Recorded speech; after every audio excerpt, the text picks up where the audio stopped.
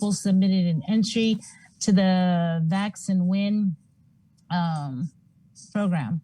And she said that if you haven't done so already and you haven't got vaccinated yet, what are you waiting for? Go and do it. You can win $10,000. You can win a brand new car. So go and get vaccinated. Right on. 7:40. Let's head into the KUAM News Zoom room where obviously we have Sabrina Salas-Smith tonight. If you guys missed it, she's broadcasting live from the Cosmopolitan Hotel in the Las Vegas Strip. And Dave Delisola's in. Where you at, Dave? You're having too much fun with this. Hi, Dave. Good morning. Morning. Dave Deli'sola, Department of Labor. Well, thanks for joining us, Dave. I know you're back. It's good to have you this morning. Thanks. I'm getting. What is that? I'm getting Sabrina's talking in the back. I can't really hear anybody. Is your Facebook on? Yes. Maybe turn it off. That's why. Yeah. I know it's always fun to watch. Thanks, Dave. No wonder I couldn't hear it. Thanks for having me on. Of course.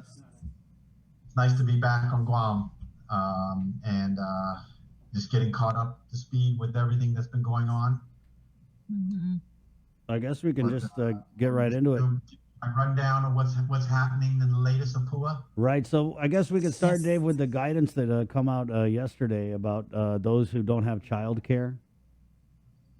Yeah. As you know, one of the criteria, which is number DD in the PUA eligibility, is individuals that have a child that is the primary caregiver and is and their child are unable to attend school or another facility because they're closed because of COVID, which a lot of our schools were all closed and you had to do online learning.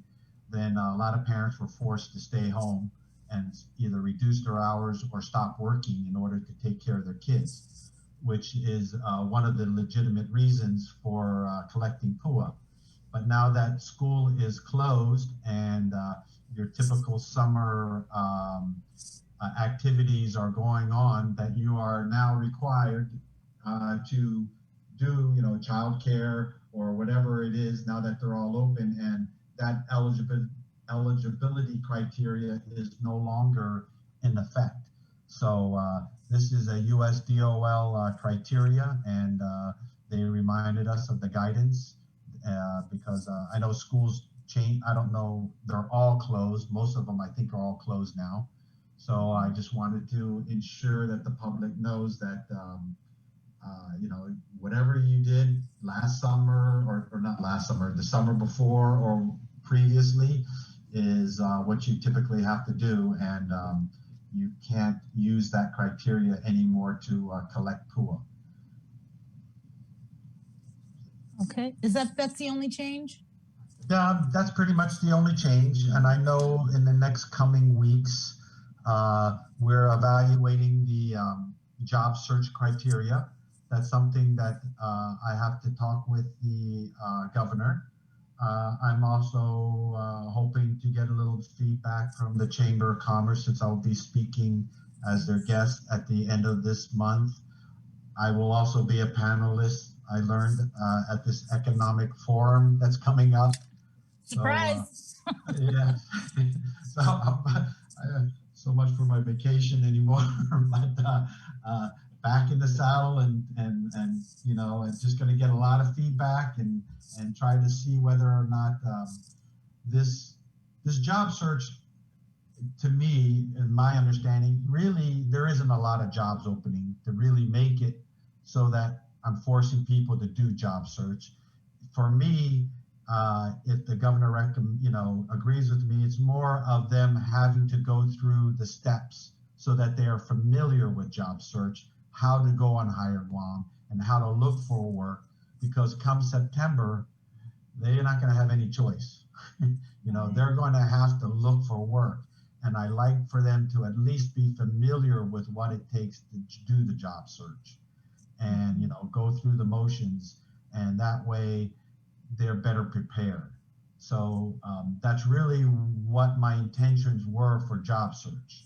and not that there's thousands of jobs out there, and our island needs these workers, because there are hundreds of jobs out there.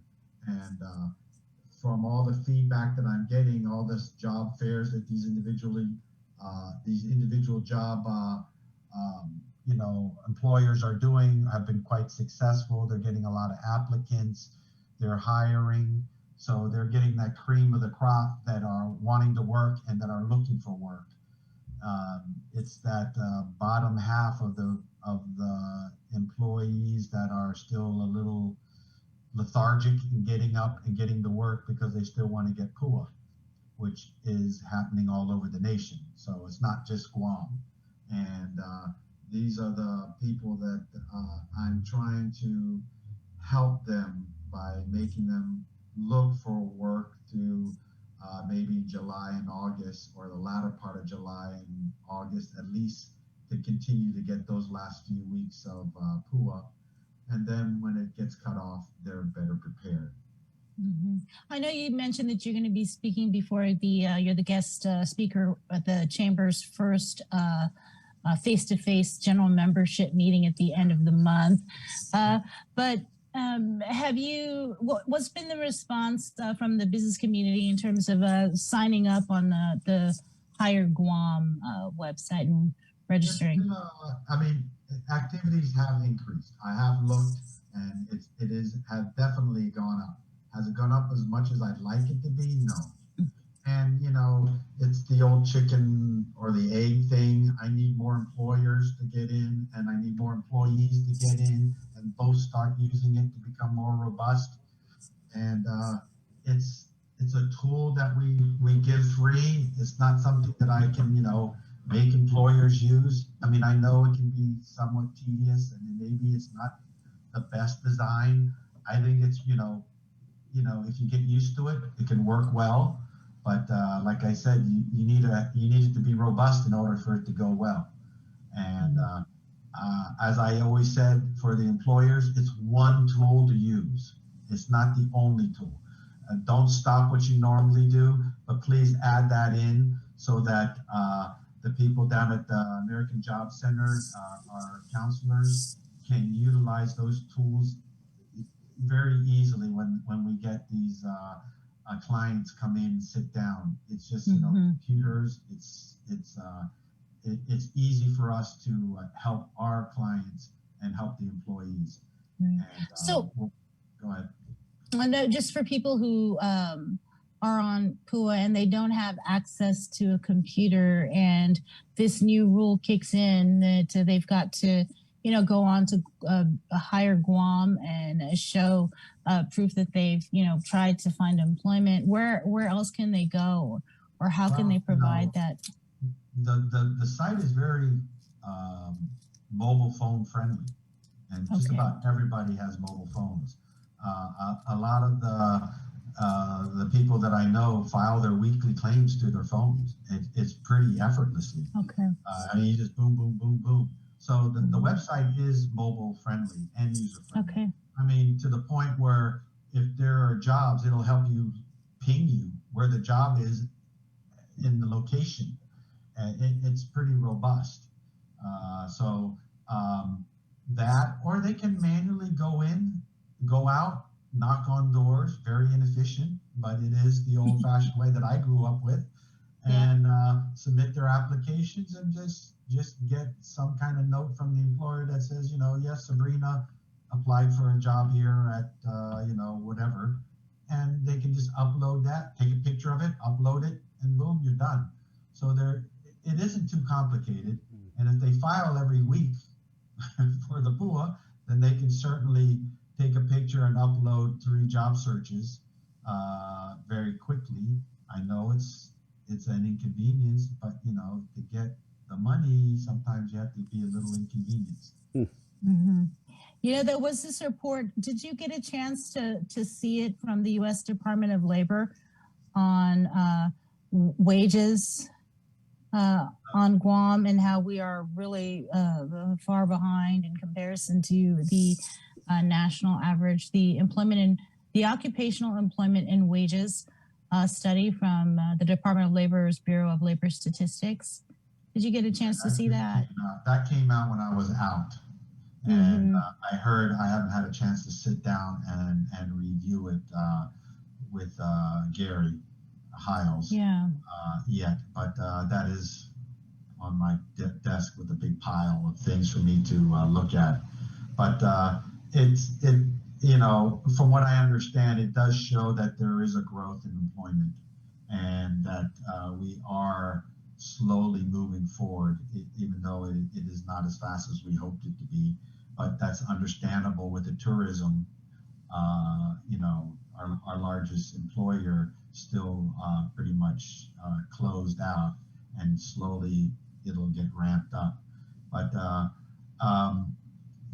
our minimum wage is higher than the nation, but you're right. Our total wages are lower than the national average, but we just need to, like I said, open up, get everybody up and hired, and get them going. It's going to be a slow fight to get our island back, and I'm really trying to encourage people to do it now, because come September, when everybody's looking for work, it's going to be a lot harder. There is work out there, and if you're in an industry that may open later, you don't have to get the job that you want to do, but just get the job that pays you until your real job gets open, or you can get into job training. I mean, we are providing, all our service providers are starting to open up the job training in the demand occupations.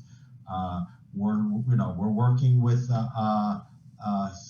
Silva to try to train 20 bus drivers for his fleet of buses that are going to be coming. So there are a lot of opportunities, not to cover everybody, but there are some good opportunities for good training to good paying jobs that are there now and will be opening up in the next couple months. And they are limited. So come out, get it done, get qualified, and get in there early, and get into an occupation that is a little bit more insulated from the closures of COVID, and it can also get you in a new field as the tourism, it takes time to open up. So, I'm in the works. I'm meeting with Mary Rhodes tomorrow. We're going to talk about, the economic forum, what kind of things we can do to help the displaced workers. So, we're rolling up our sleeves and now looking at, shifting our resources and our eyes away from PUA, because that's running like clockwork. Next Tuesday, we'll batch another batch. It's going. Hopefully, the numbers are slowly going down. The last batch was 17 million. 2 weeks prior from that, it was, around 18 million. So it has been going down, an average of, a million or so a batch. I mean, in 413, it was 25 million. And in 6/8, it was 17. So you can see that it went down in 2 months, $8 million. So things are opening up, and PUA is slowly decreasing. Right. But 17 million is still a lot of people. Yeah, it is. Dave, so how would you, any advice or just your thoughts on the big pay cut that a lot of these PUA recipients are going to get when they do go back into the private sector workforce? Because the PUA just baseline is way more than the minimum wage. And I don't know if these people have grown accustomed to being on those PUA wages, right? Maybe incurred some expenses that they didn't need to or won't be able to afford when they go back to making the minimum wage out in the real world. Well, of course, I like to think that some of them are saving some of that money because it's going to be a transition. I know some of them are just living, PUA to PUA, and that's why I'm trying to get them to face the reality that it's closing September 4th. I don't see any it's going to open up. I mean, you look at the states, and you see that they are hurting for work. They are getting stuck, stuck at the ports, and at the, they're everything is opening up, and demand is increasing so fast that they can't keep up with it. So that's the litmus test that you need to look at. That's going to happen here on Guam. That things are going well in the States. So this PUA isn't going to be expanded that I've seen. And you've seen the congressman, you've seen the governor trying to prepare our island for the realities of opening up. And handouts are going to slowly go away. So be thankful, because I've seen these other countries that there aren't providing any assistance. Yeah. And at the end of the PUA program, all said and done, if you were collecting PUA from the beginning of March, you've collected over $50,000. That's in a year and a half. So I hope that they save some of that money. I know that's a lot of money, dude. That's way more than a lot of private companies pay. That's for sure. Well, Yep. but That's why they that got to means pay that the they've Rise helped Act. a lot I of mean, people. it's Jesus. Be thankful. I mean, the federal government stepped up, and the local government, we stepped up, and we got the money out to help you survive. No matter what, on average, 50,000. Nobody's coming out of this rose. It's going to be a stark reality when September comes, and you're going to hear our island ache from this, and so we just need to roll up our sleeves and get back and get to work, and do what we've always done. And the island will open up, and hopefully we'll put all this behind us in the next couple of years. So, we just need to prepare and get going. And our island people need to get up and get working, get retrained, get the jobs. Some jobs are offering, good money because they need the workers. And others will just pay what you need to be paid, and be thankful that you survived through this COVID. There's not much more I can say. I don't know what else I can do. I did want to ask though, Dave, as you guys, I know you're extremely busy over there at GDOL, and when we hit September, I don't even know if discussions have already begun. Because in the governor in her State of the Island address, she was talking about she wants this local unemployment insurance program. Have those discussions began? I've done the inquiries. This is not something that you do overnight. It takes years to build, and there are maybe laws that need to be passed. There's a lot of work. It's I've started doing some inquiries, but to be honest, it's just I'm so overwhelmed with everything, trying to keep this program going. Remember, it's not just making the paychecks. I have overpayments that we need to look at. I have appeals.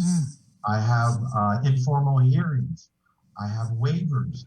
I have all these things that are going on in the background that are just keeping us. And then we got people who need help still filing and have problems with their claims. And every time we batch, we have return checks, people who put in their wrong banking information. We have hundreds of reconciliations that we need to go over and fix before the next batch comes up.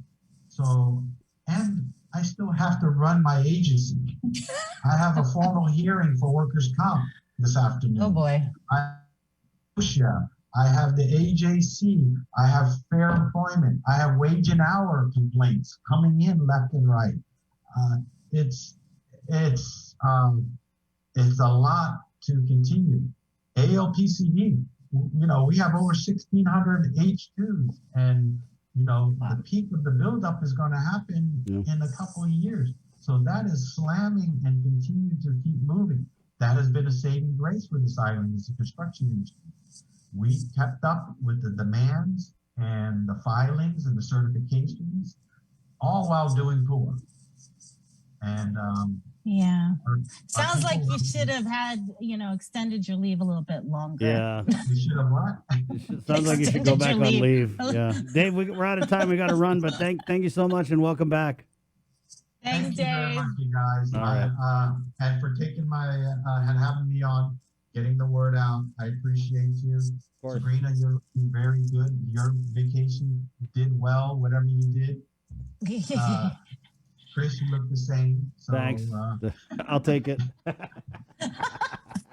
All right. We got to run. Thanks a lot for having me, That's guys. all right, Dave. Thank you, Thanks, Jason. Dave. Of course. It's 8 o'clock.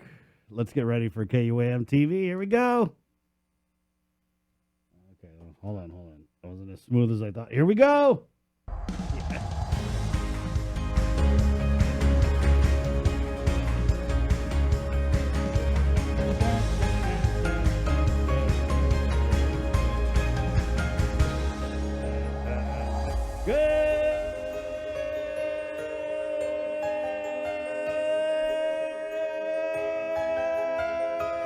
Good morning, one. Right on. Morning.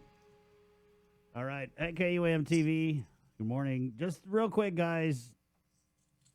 I know we were tuned in 721 for the big raffle, but it kind of seems like they weren't ready for whatever reason, and maybe